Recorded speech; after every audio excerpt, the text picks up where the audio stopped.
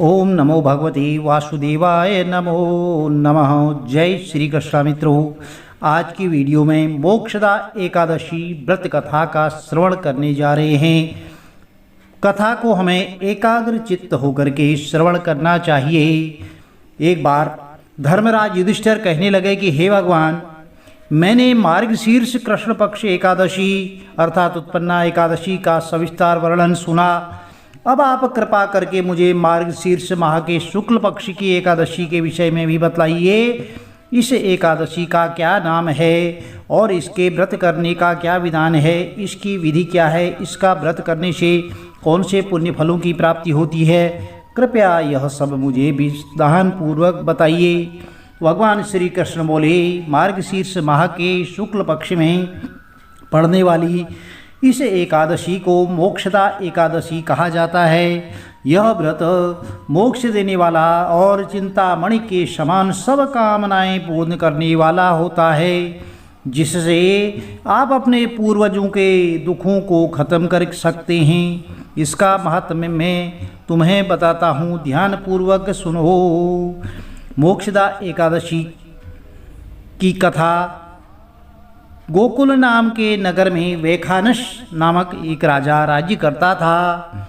उसके राज्य में चारों वेदों के ज्ञाता ब्राह्मण रहते थे। वह राजा अपनी प्रजा का पुत्रवत पालन करता था। एक बार रात्रि में राजा ने एक स्वप्न देखा कि उसके पिता नरक में हैं। उसे बड़ा आश्चर्य हुआ।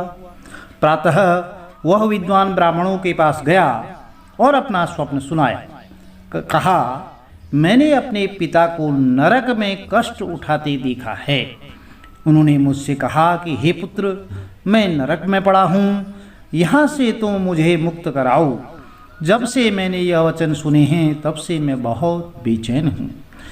मेरे चित्त में बड़ी अशांति हो रही है। मुझे इस राज्य, धन, पुत्र, स्त्री, हाथी, घोड़े आदि में कुछ भी सुख प्रतीत नहीं होता है। क्या करूँ? तो राजा ने कहा, हे ब्राह्मण देवताओं, इस दुख के कारण मेरा सारा शरीर जल रहा है। अब आप कृपा करके कोई तप, दान, व्रत ऐसा उपाय बताएं जिससे मेरे पिता को मुक्ति मिल जाए। उस पुत्र का जीवन व्यर्थ है जो अपने माता पिता का उद्धार न कर सके। तो एक उत्तम पुत्र जो अपने माता पिता और पूर्वजों का उद्धार करता है, वह 1000 मूर्ख पुत्रों से भी अच्छा होता है। जैसे एक चंद्रमा सारे जगत में प्रकाश कर देता है परंतु हजारों तारे नहीं कर सकते। तो ब्राह्मणों ने कहा, हे राजन, यहाँ पास ही भूत भविष्य वर्तमान के ज्ञाता पर्वत ऋषि का आश्रम है। आपकी समस्या का हल वे जरूर करेंगे। ऐसा सुनकर के राजा मुनि के आश्रम पर गया। उस आश्रम में अनेक शांत चित्त योगी और मुनि तपस्या कर रहे थे। उसी जगह पर्वत मुनि बैठे थे। तो राजा ने मुनि को साष्टांग दंडवत प्रणाम किया। मुनि ने राजा से सांगोपांग कुशल पूछी। तो राजा ने कहा कि महाराज, आपकी कृपा से मेरे राज्य में सब कुशल हैं, लेकिन अकस्मात मेरे चित्त में अत्यंत अशांति होने लगी है। ऐसा सुनकर के पर्वत मुनि ने आंखें बंद की और भूत विचारने लगी। फिर बोले, हे राजन, मैंने योग के बल से तुम्हारे पिता के कुकर्मों को जान लिया है। उन्होंने पूर्व जन्म में कामातुर होकर के एक पत्नी को रति दी, किंतु सौत के कहने पर दूसरी पत्नी को ऋतुदान मांगने पर भी नहीं दिया।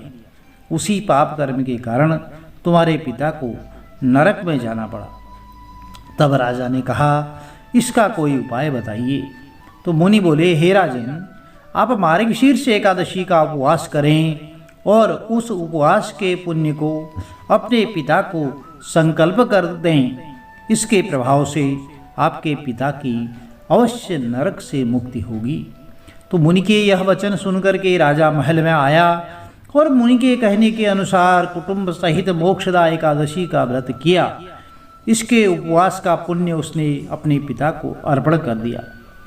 इसके प्रभाव से उसके पिता को मुक्ति मिल गई और स्वर्ग में जाते हुए वे पुत्र से कहने लगी, हे पुत्र, तेरा कल्याण हो।